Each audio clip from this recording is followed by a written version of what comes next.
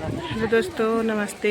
आप सभी लोगों को महाशिवरात्रि की ढेर सारी शुभकामनाएं। तो ये है नंगेश्वर महादेव मंदिर दिनार घाट और हम लोग आ रखे हैं मंदिर। भगवान शिव आप सभी लोगों की मनोकामना पूर्ण करें।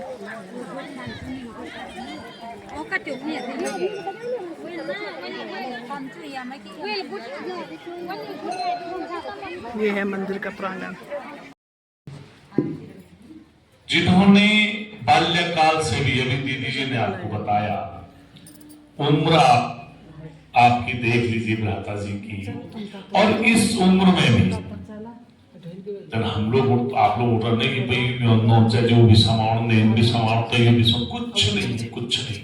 सिर्फ एक चीज है कि कितना भला हमारी पूरी जनता का हो सके इनकी बातों से, इनके कार्यों से। मैं तो महाकाल से हमारा संबंध नहीं रहा है, इसीलिए ये हालत है। हम शिवरात्रि मनाते हैं, महाशिवरात्रि पर्व कहते हैं इसको। शिव जयंती शब्द तो लेटेस्ट राइटरों ने लिख दिया, नॉलेज न होने के कारण, क्योंकि ज्ञान नहीं रहा। क्योंकि जयंती तो परमात्मा की होती नहीं, न वो जन्मता है न वो मरता है, वो तो इससे बाहर है। प्रीति से गीता में क्या बोल रहा है? हे अर्जुन, मैं अजन्मा, अकर्ता, अभोक्ता हूं। अजन्मा से मतलब मेरा जन्म और मृत्यु नहीं है। अभोक्ता से मतलब मैं सुख दुख से बाहर, न सुख भोगता न दुख भोगता। अकर्ता से मतलब मैं ऐसा कर्म नहीं करता जिसका फल बनता हो, अकर्ता। अब इस फ्रेम में जो फिट होता है वो केवल महाकाल फिट होता है, और कोई नहीं होता फिट। बाकी सब के जन्म और मृत्यु है, समझे ना? तो हम शिवरात्रि, महाशिवरात्रि पर्व, बाकी किसी भी पर्व के साथ महाशब्द नहीं है। ये केवल महाकाल के लिए है, क्योंकि महान केवल वो ही है, बाकी सब नीचे है उसके। उस एक को जानना ज्ञान था, और उसको नहीं जाना तो अज्ञान है। क्योंकि स्रोत ही कट गया। सुख का सागर, शांति का सागर, आनंद का सागर, प्रेम का सागर कौन? महाकाल। ऑल पावर्स उसके पास है, और हम इधर उधर देख रहे हैं किसी से मिल जाए थोड़ी बहुत, समझे ना? तो इसीलिए आज सुख के सागर का देश दुखी हो गया है, शांति के सागर का देश अशांत है। हर मन पर अशांति है, हर मन विचलित है। इसलिए क्योंकि संबंध कट हो रहा है। किसी का बाप करोड़पति हो और उसका बच्चा फटे पुराने कपड़ों में भीख मांग रहा हो, तो लोग क्या कहेंगे? भाई बाप तो रईस है, पर बच्चे की हालत क्यों हो गई ऐसी? बाप और बच्चे का संबंध विच्छेद है। बाप ने उसको प्रॉपर्टी से बेदखल कर दिया है। क्यों? वो व्यसनी बन गया था, गलत चल पड़ा था, इसलिए बाप ने बेदखल कर दिया। सबसे काली रात के आने पर एक दिन पहले भगवान का अवतरण दिखाया है। परमात्मा का अवतरण होता है, जन्म नहीं है। जन्म और अवतार में अंतर है, वो लोगों को पता नहीं, जिसके कारण हम उलझ रहे हैं। मिसअंडरस्टैंडिंग राइटरों ने क्रिएट कर रखी है, इसलिए हमें पता नहीं चलता। परमात्मा ने गीता में भी कहा, जब धर्म की अति गिलानी होती है तब मैं भारत में उतरता हूँ। तो ये फाल्गुन मास की चतुर्दशी अमावस्या सबसे काली रात में अज्ञानता का पीरियड को शो कर रही है। जब सृष्टि में अनाचार, पापाचार, भ्रष्टाचार, दुराचार फैल जाए, उस समय को राइटर ने रात्रि शब्द दिया है। हम कहते हैं ना, आज अंधेरे में हम सब इंसान, ज्ञान का सूर्य चमका दो भगवान। बोलते तो हैं, नैनहीन को राह दिखाओ प्रभु, पग पग ठोकर खाए हम। अपने को ब्लाइंड पेश कर रहे हैं कोर्ट के सामने। हमारे पास वो आंख नहीं है, ज्ञान का नेत्र नहीं है, अज्ञानता है। एक नाती थी, अपनी दादी माँ के साथ मंदिर गई।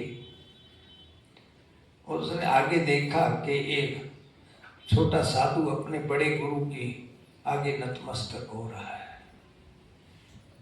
आगे क्या देखती है कि बड़ा गुरु हनुमान जी के सामने नतमस्तक हो रहा है। हनुमान जी श्री रामचंद्र के सामने नतमस्तक हो रहे हैं और श्री रामचंद्र शिव के आगे नतमस्तक हो रहा है। नाती ने पूछा, दादी माँ, इनमें भगवान कौन? वो कहने लगी, बेटी सभी भगवान हैं। उसने कहा, दादी माँ, भगवान तो एक है। अब दादी माँ को तो कुछ मालूम नहीं, वो तो सभी को भगवान माने बैठी है। यही हालत हम सबकी है।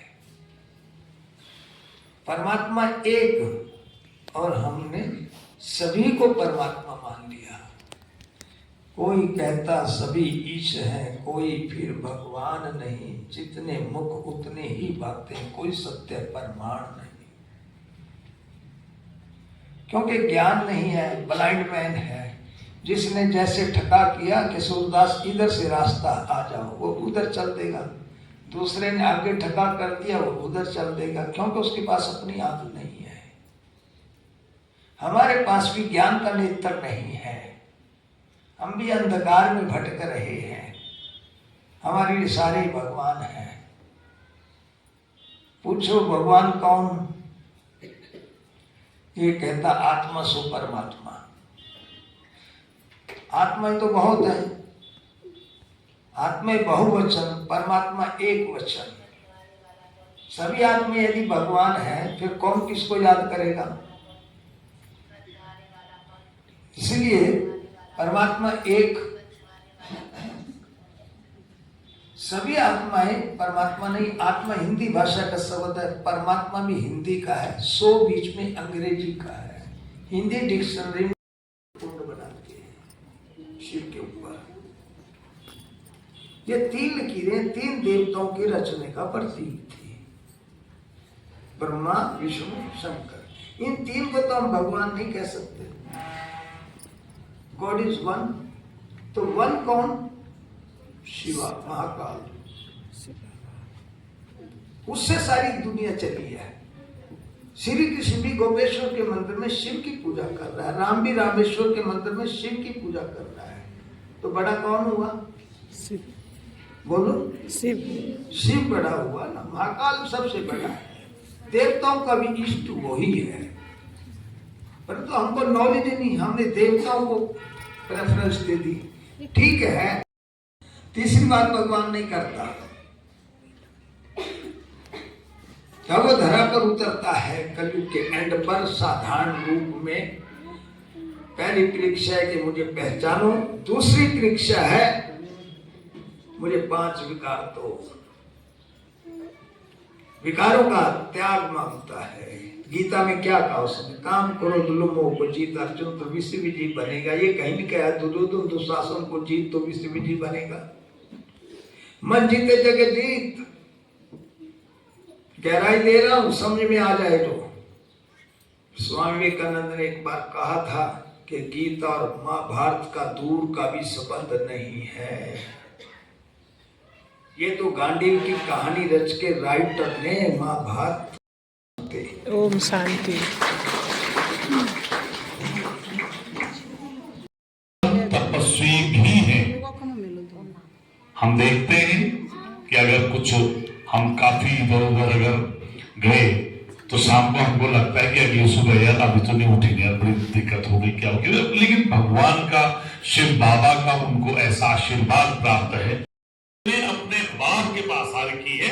ये लगता है माउंट आबू जाके। जो नहीं गया है, मैं निवेदन करूंगा आपसे कि जरूर जाइए, जरूर, और आपको पता चलेगा कि वास्तव में असली स्वर्ग वही है।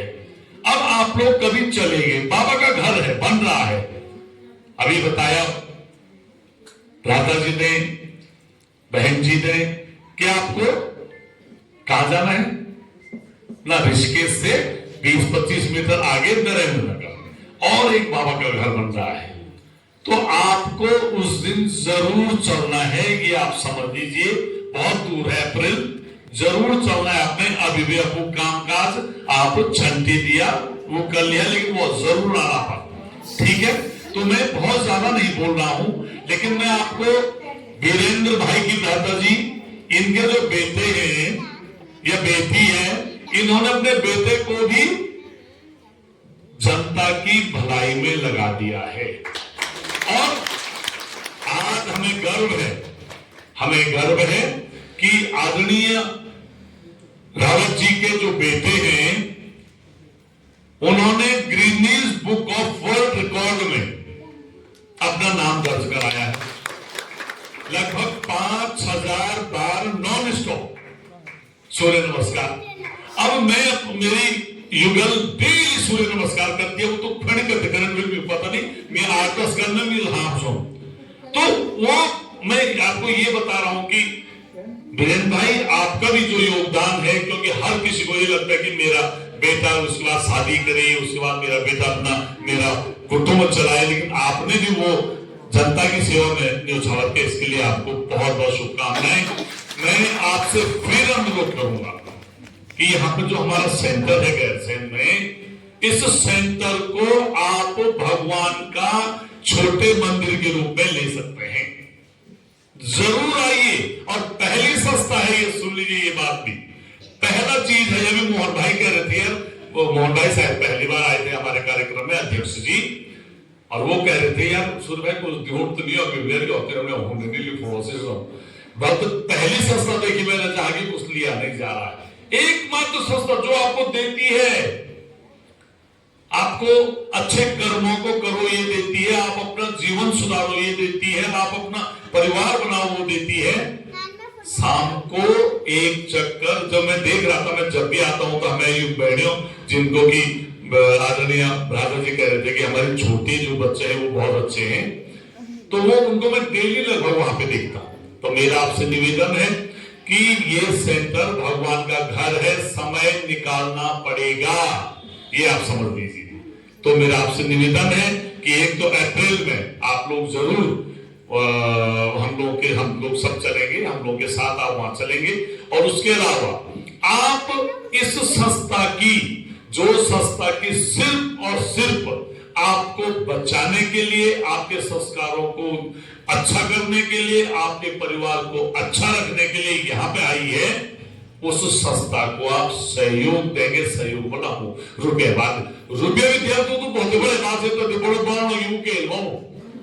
है ना, तो रुपये भी जोड़ पड़ा तो वो भी ठीक है, लेकिन की भाई किस जोड़ को है ना।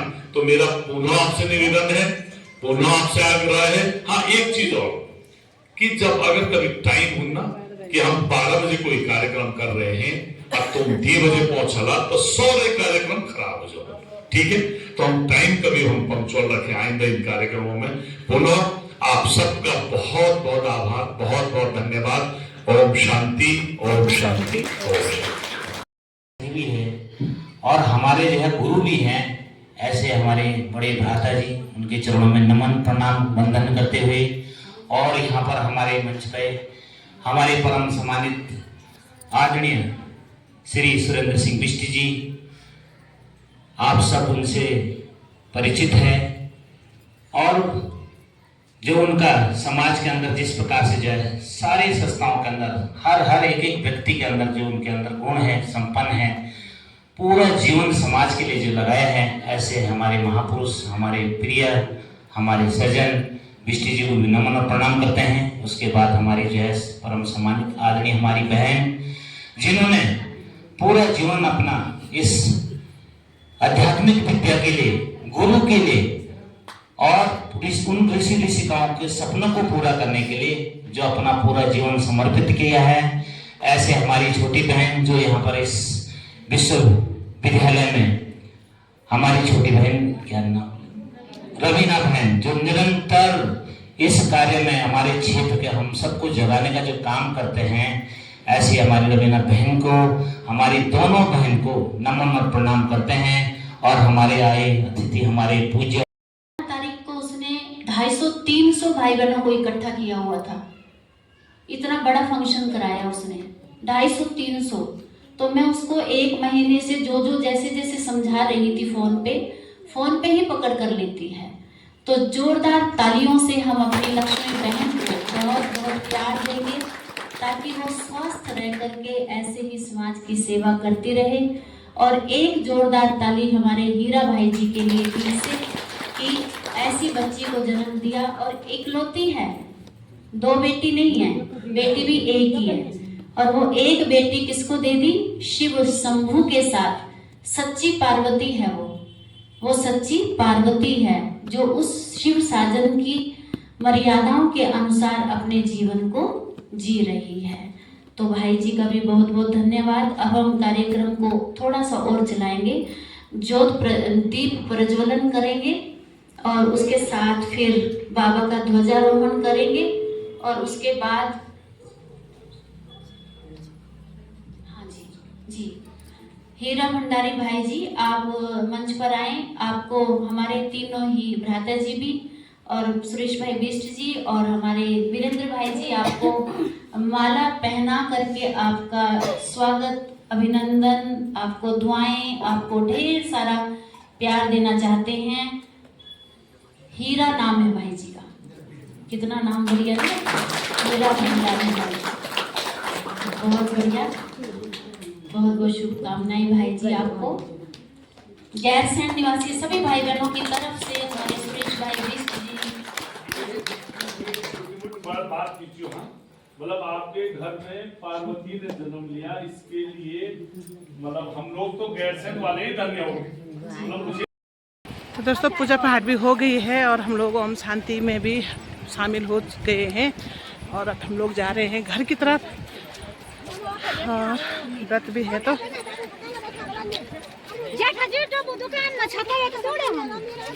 अरे जेठ जी तो थोड़ी जानो छमी।